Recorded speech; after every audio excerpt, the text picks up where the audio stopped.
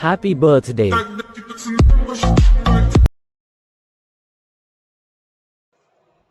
Hi friends welcome back to my YouTube channel. I hope आपण मैंने भलरे थे। एबे जो बर्थडे वीडियोटा देखिले मुझे विषय आपण को आज शिखेबी आउ केमिति एडिटिंग करेंगे। वीडियोटा लास्ट जाए देखिले आपण मैंने सब किसी शिखी पारे। तो मुझे आगर प्रोजेक्ट रखीदे तो देखो ये अच्छी न्यू प्रोजेक्ट से क्लिक करी। ठीक अच्छे क्लिक करके देखो प्रोजेक्टा एमती प्रकार आपण हिसाब रे जो आपण बर्थडे या आपण सांग मान बर्थडे ग्रुप 2 अच्छी ग्रुप 2 रे क्लिक करके देखो एडिट ग्रुप रे जिबे। एडिट ग्रुप रे गला परे देखो ये टाइम दिखाई 5/8/23।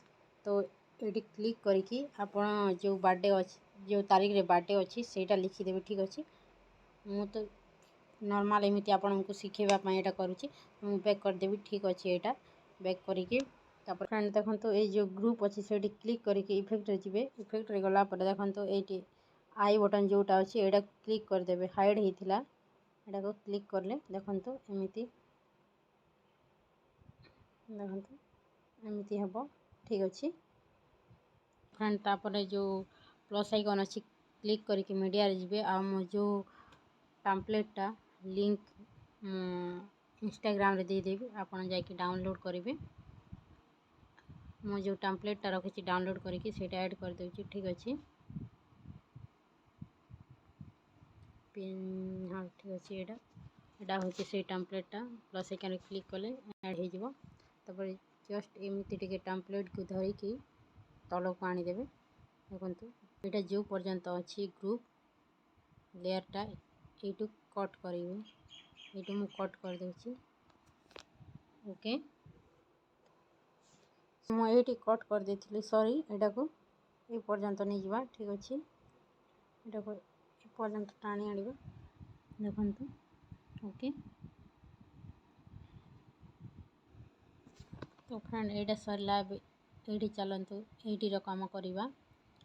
तो फास्ट आपन को प्लस आइकन क्लिक करके मीडिया रे जिबे। मीडिया रे गला परे आपण जो फोटोटा रखी थे से ऐड करेंगे। ठीक अच्छे मो तो ये फोटोटा आउ तापर 3 डॉट राइट साइड रे 3 डॉट अच्छी से क्लिक करके फिल कंपटीशन एरिया करदेवे।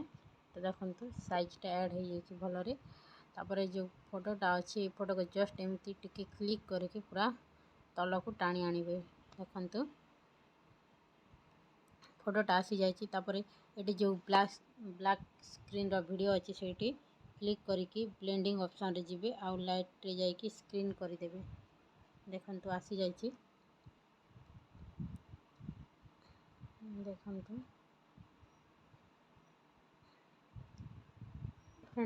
देखो तो ये हैप्पी लिखाई ये क्लिक करेंगे। ये क्लिक करके इफेक्ट रे जिबे। देखो तो ये आई बटन रे हाइड कराई यहाँ क्लिक कर एमती दिसला। देखो तापर ये कलर ऑप्शन रे जाइए व्हाइट कलर देदेवे। ओके देखो तो सेम प्रोसेस क्लिक करके कलर ऑप्शन जी व्हाइट रखिए। ठीक अच्छे व्हाइट रखी इफेक्ट जी इफेक्ट गलापर ऑन हाइट थी ऑन हाइट करदेवे। ठीक अच्छे सेम प्रोसेस कलर जी व्हाइट रखिए बैक करेंगे इफेक्ट जी। देखो तो केमती लगुच देखुची वाओ। ठीक अच्छे ये कम सरला पर देखो फोटोटा केमती आसूची रामचरण रो फोटोटा एमती कि फोटोटा लगेदेवे। मु फोटो ऐड कर प्लस आइकन क्लिक करके मीडिया जी फोटो सब ऐड कर दूची। ठीक अच्छे